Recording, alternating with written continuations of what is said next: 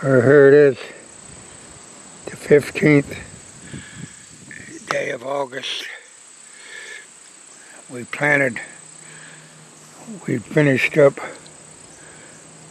planting last Wednesday, so here's how beneficial it is. We planted, it was dry, now it's rained.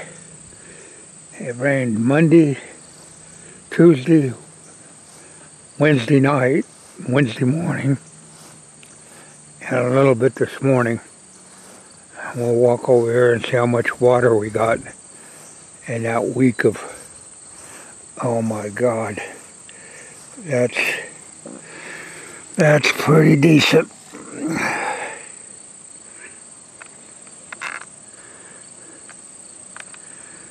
That's pretty decent. 2.5 inches of rain. 2.5 inches of rain. That rain, and timely rain, is the most important thing to fall food plots.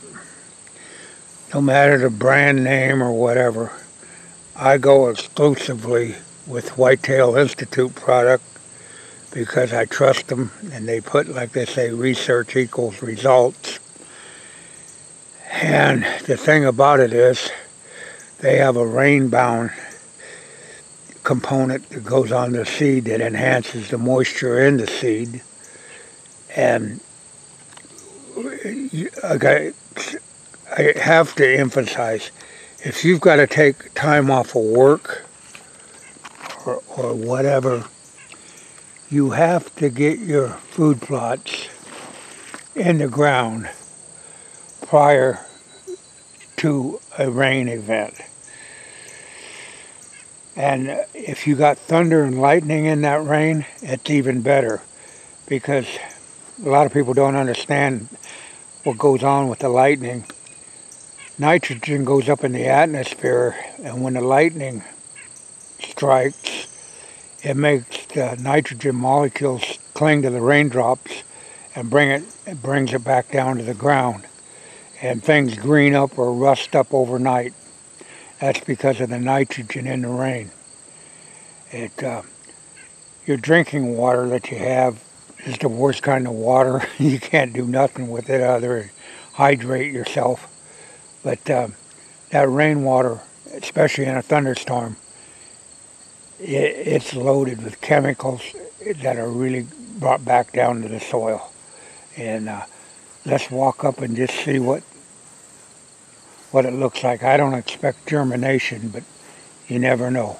We'll go up and see.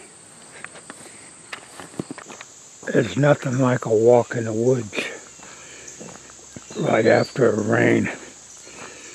And everything is so green, and we were lucky that this year we didn't have a drought. Well, we're getting germination. Green flash in here already. Like I say, I had radishes and winter greens in this area. You can see where the color packer rolled over and just pressed it to the ground. Oh, it did pretty good. This up in here was forage radishes.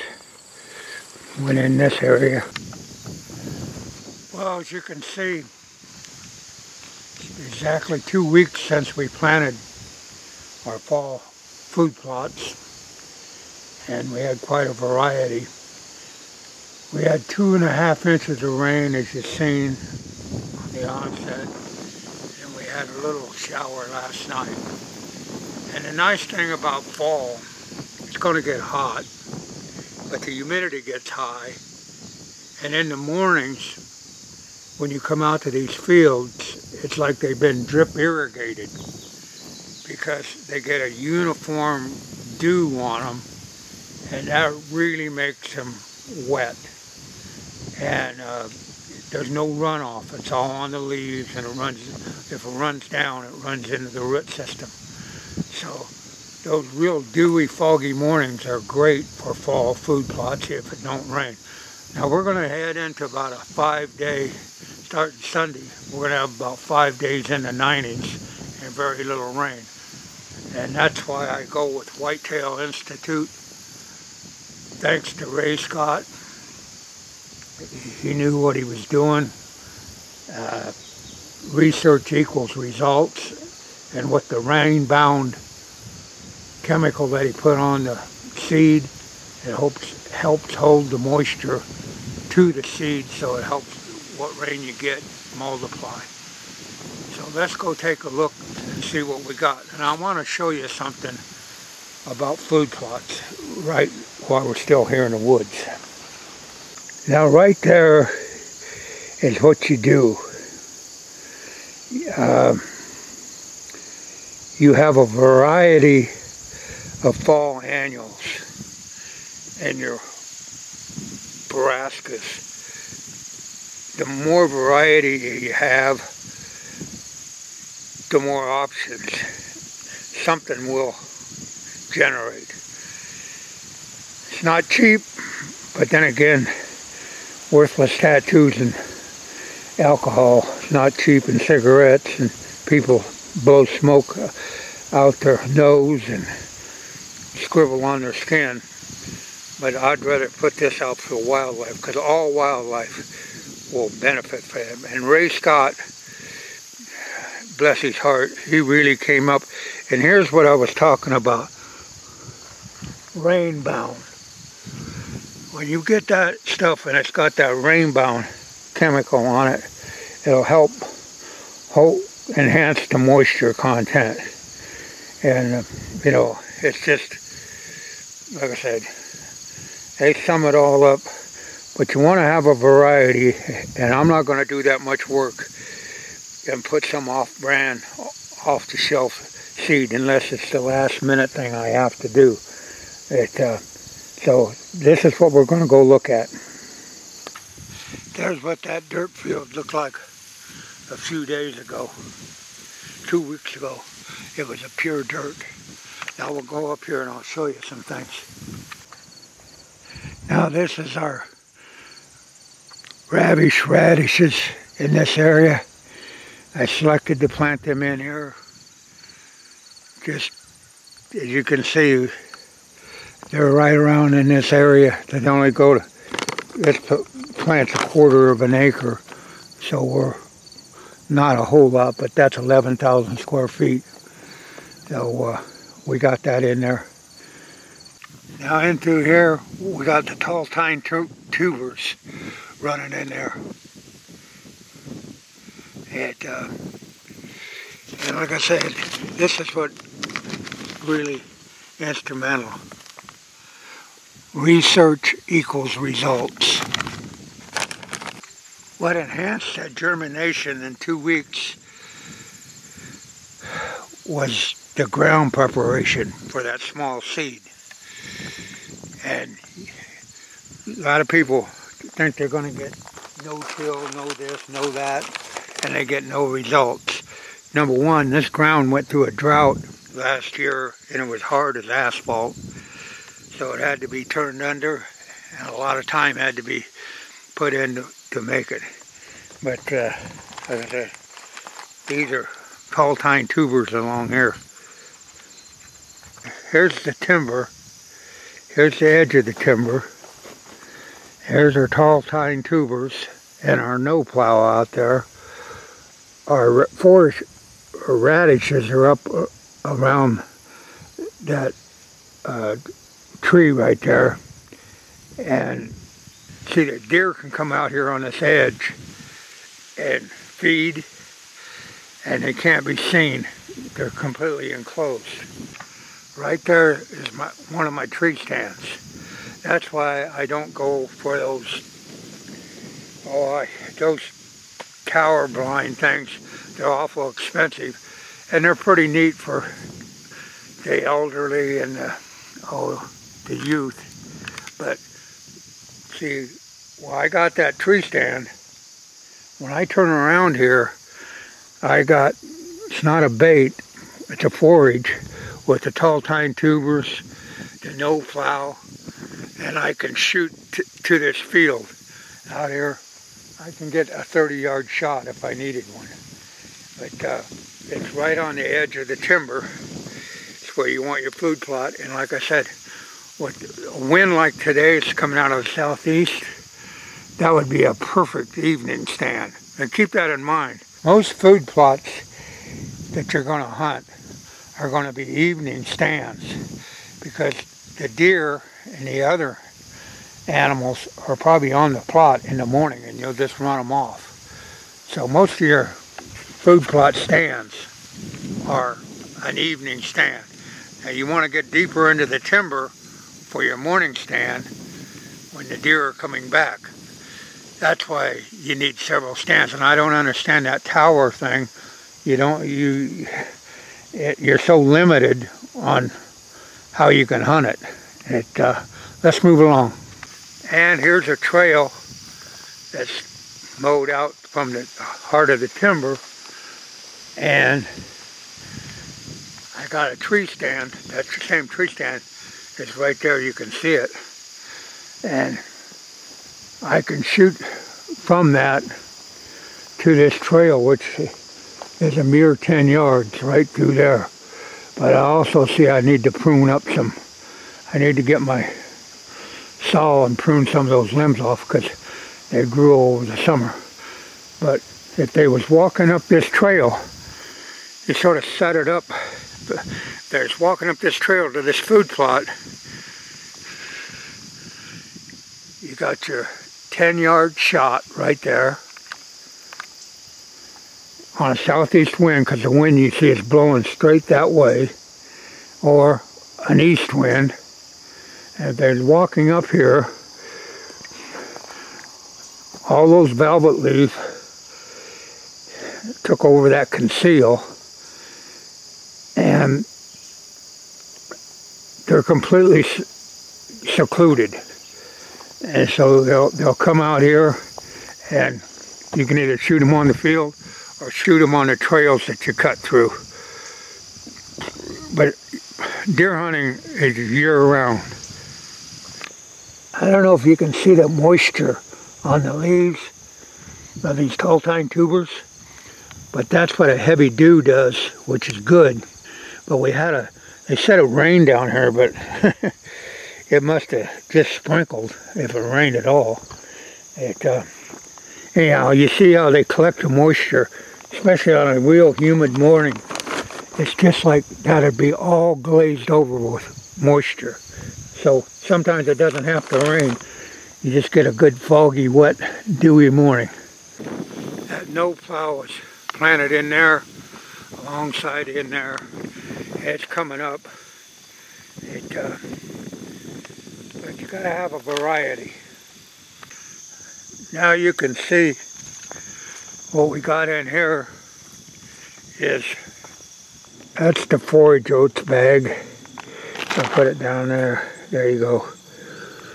A lot of that's planted in forage oats, and these new ones got tricale with them, and I don't have any,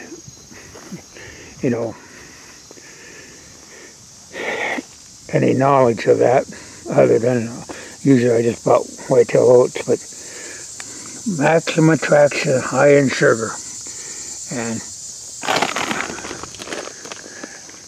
that's what you want. That doesn't mean you're going to kill anything but time, but at least you put your time in. And I planted a product in here that I have never planted before, and it's called Ambush, and it's on this side hill. So it's planted in there. It may take some time for it to come up. It was a pretty big seed, but hopefully it'll come up. Because I have no experience with it. But like I say again, you look out across that field, that was all dirt on the 7th day of August. That's really coming in. Right there is what you're looking at. And again, they plant about a ½ acre. I might went a little strong on them. They don't go, that seed don't go very far. But with the winter greens, I've had 3 or 4 years ago, I had great success with those in here. Because there again, here's the timber, and the does can venture out here. And if the does are out here, the bucks will be soon to follow. And it really grew in good. And keep in mind, this is only 2 weeks of germination. And every morning that we get those heavy dews. You see this soil right here?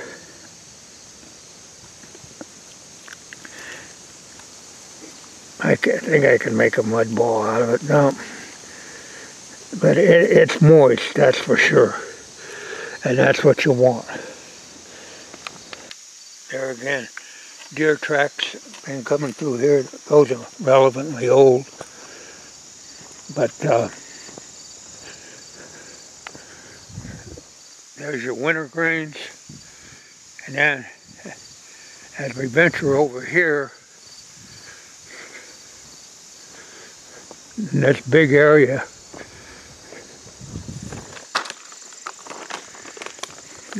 what you're looking at is pure attraction.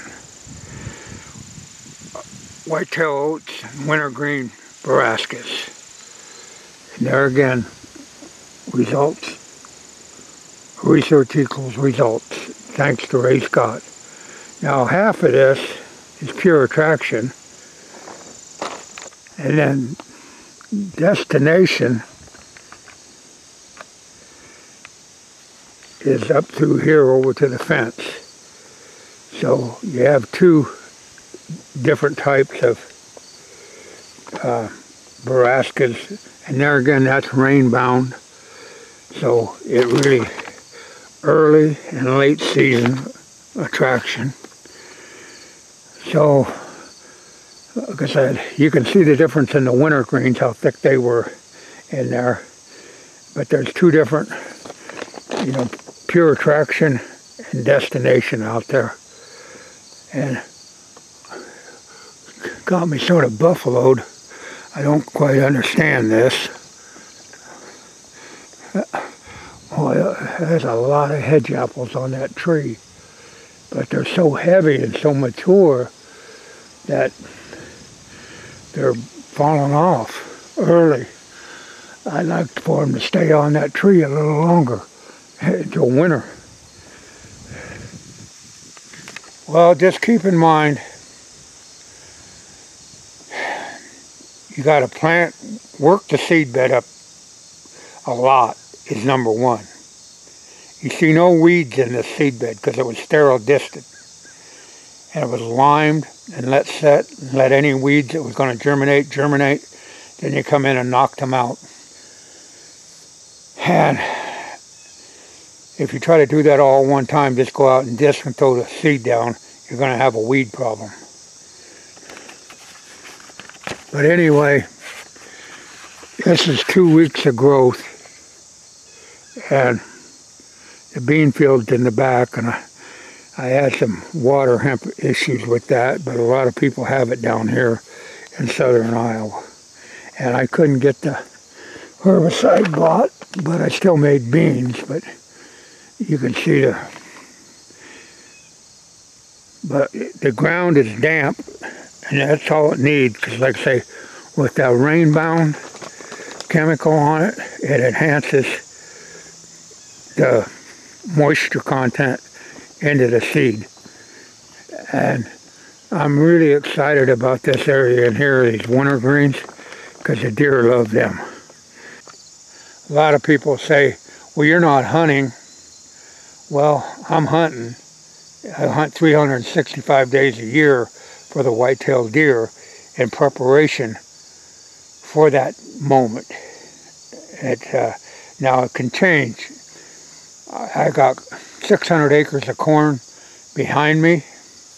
I got beans, soybeans all around. That's why I didn't plant very many beans this year, because they're abundant. But you got to keep trying. It's not cheap, but main reason I do this nowadays is for my grandson. I really enjoy being in a blind with him because he's on the moon when he's in there. So anyway, this is the 21st 2 weeks of growth, and it's coming on strong. But if I'll take any rain that we can get, but it's supposed to be in the 90s for about 6 days starting Sunday. So it'll really get hot. Yeah, we got plenty of beans, but that water hemp, it shouldn't hurt. It's something that they didn't have the insecticide or the herbicide that I needed when I needed it. But there again, you can see how tall those beans are. And they're loaded. They're literally loaded with beans. But nobody likes that water hemp. But that damn stuff, it germinates all year long. That thornwood tree, you can see the beans on there, and the deer will gravitate to them. They're sort of dangerous. You got those stickers on them. You get slapped in the face on the tractor with them. That'll get you undivided. And there's the screen. That thing is super tall. But like I said, we got a lot of beans, and unfortunately this year I didn't get the water hemp because I couldn't get the right herbicide. They were out of it. They wanted $400 for it too. So that was at the co-op, so that was another. I'll live with it. One more look. That's beautiful. And I say any rains that we get, I'm gonna have to get some urea broadcast on it another week. I'll leave it for 3 weeks and then give it a booster to crank on some urea. Yeah, I want to make one thing clear. When you no-till, you can get away with that in the spring, especially in row crop situation, where you've picked your crop, you put a cover crop on it, and you have the freezing and thawing of the soil to tenderize it. But you can't do that when you're planting food plots, because the food plot, you got to leave up all winter through the freeze thaw. That's why it's so easy to do no-till in the spring, as farmers do, because their equipment will penetrate the ground, because it's with the herbicide they spray on it just before they plant. That'll burn off any emerging weeds. Then when you go through with your no-till planter, the ground's soft enough from the freeze thaw tenderize that the planter has no problem getting in the ground. But with this out here, what you got, you don't have that option, because you're going to leave it all winter long, because it's a food source. So it's a difference in how you go about planting. Well, I want to go over one more thing with you before we close this video. Number one, I do this to help other people when they get frustrated, because you cannot control the weather. Now, I want to show you something. We planted those beans on the 31st day of May, real wet at farm. So that was May of this year, 31st. between May 31st and August 21st, that'd be like 81 days of growth is what you've seen in those beans. So don't give up. But here's what I was getting at. You want to keep diaries of every year that you plant your food plots, because every year is going to be different. And the first year I planted a food plot, August 13th on this property, no rain all month. The last week in August was in the high 90s with no rain. And we didn't plant anything in the food.